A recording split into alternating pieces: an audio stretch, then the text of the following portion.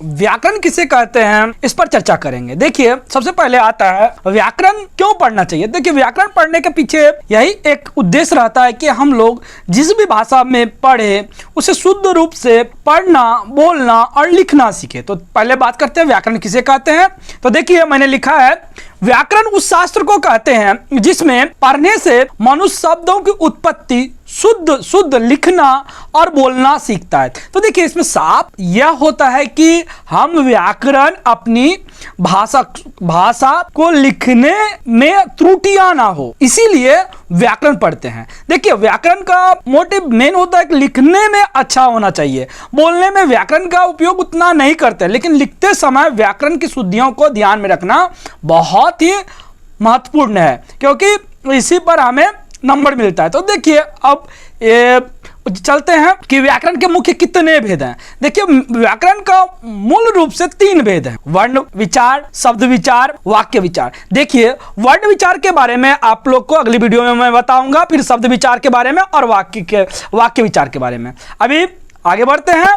देखिए, इसमें लिखा है मैंने, दूसरा क्वेश्चन है भाषा किसे कहते हैं। देखिए, भाषा जिसके द्वारा मनुष्य अपने मन के भावों को लिखकर या बोलकर दूसरों के समक्ष पर या प्रकट करते हैं, उसे भाषा कहते हैं। मतलब कि हमें अपने मन की बात अगर दूसरों के समक्ष प्रकट करना है तो भाषा का उपयोग किया जाता है, तो उसे भाषा कहते हैं। देखिए, भाषा अगर हम लोग प्रकट कर रहे हैं तो अगला समझ ले रहा है तभी वह भाषा हुआ, नहीं तो मधुमक्खी की भी भाषा होती है, सबकी भाषा होती है, लेकिन क्योंकि हम लोग उनके भाषाओं को समझ नहीं सकते हैं, तो मूल रूप से आप लोग को भाषा किसे कहते हैं इसके बारे में पढ़ना है। तो भाषा उसे कहते हैं जो हम लोग क्या करें, दूसरे के समक्ष सीधा सीधा स्पष्ट कर सके, हम अपने विचारों को बता सके, जो बताना है वो बता सके, तभी वह भाषा कहलाएगा। देखिए, उसके बाद आता है भाषा कितने प्रकार के होते हैं। तो देखिए, भाषा मूल रूप से 2 प्रकार का होता है: मौखिक, लिखित। देखिए, सांकेतिक भी भाषा, उससे भी विचार प्रकट होता है, किंतु हम लोग पढ़ते समय सांकेतिक भाषा का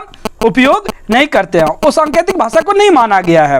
वो आगे क्लास में जाइएगा तब पढ़िएगा, हाइयर पढ़िएगा तब जानिएगा। जैसे कि ट्रैफिक में, देखिए ट्रैफिक में संकेत देता है, वह भी तो भाषा है, लेकिन उसे हम लोग नहीं करते हैं। मूलतः 2 भाषा के बारे में ही जानते हैं, मौखिक और लिखित। देखिए, उसके बाद आते हैं मौखिक भाषा किसे कहते हैं। मौखिक भाषा देखिए, यहाँ मुंह से निकला हुआ, मतलब जिसके द्वारा हम लोग अपने भावों को बोलकर प्रकट करते हैं तो दूसरा व्यक्ति समझ जाता है, उसे मौखिक भाषा कहते हैं। अर्थात हम लोग जो बोल करके अपने भावों को प्रकट कर दे और कोई समझ ले तभी वह भाषा कहलाएगा। अगर जाकर हम लोग बुदबुदा देंगे और समझ नहीं पाएगा तो उसे भाषा नहीं कहेंगे। तो उसके बाद आगे बढ़ते हैं, लिखित भाषा किसे कहते हैं। देखिए, शब्दों के माध्यम से अपने विचारों को प्रकट करते हैं, उसे लिखित भाषा कहते हैं। देखिए, हम लोग क्या करते हैं, शब्दों के माध्यम से शब्द में ही लिख देते हैं, तो उसे मौखिक भाषा या लिखित भाषा में बहुत ही अंतर है। लिखित भाषा में हम लोग बोलकर डायरेक्ट प्रकट कर देते हैं, जबकि लिखित भाषा में हम लोग शब्दों के माध्यम से करते हैं। तो आप लोग को आशा है कि समझ में आया होगा, हमें आशा है कि आप लोग को अच्छी तरह से समझ में आया होगा।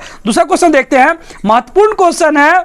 अगर देखिए, हिंदी भाषा की कौन सी लिपि है, तो बहुत बच्चों को पता नहीं होता है कि हिंदी भाषा की लिपि कौन सी है जो हम लोग उपयोग कर रहे हैं, किससे लिया गया है। तो ये देखिए, आप लोग को जानना जरूरी है कि हिंदी भाषा की लिपि जो है वो देवनागरी लिपि है। देवनागरी लिपि के बारे में भी एक दिन चर्चा करेंगे। तो आशा है कि आप लोग को समझ में आया होगा। धन्यवाद।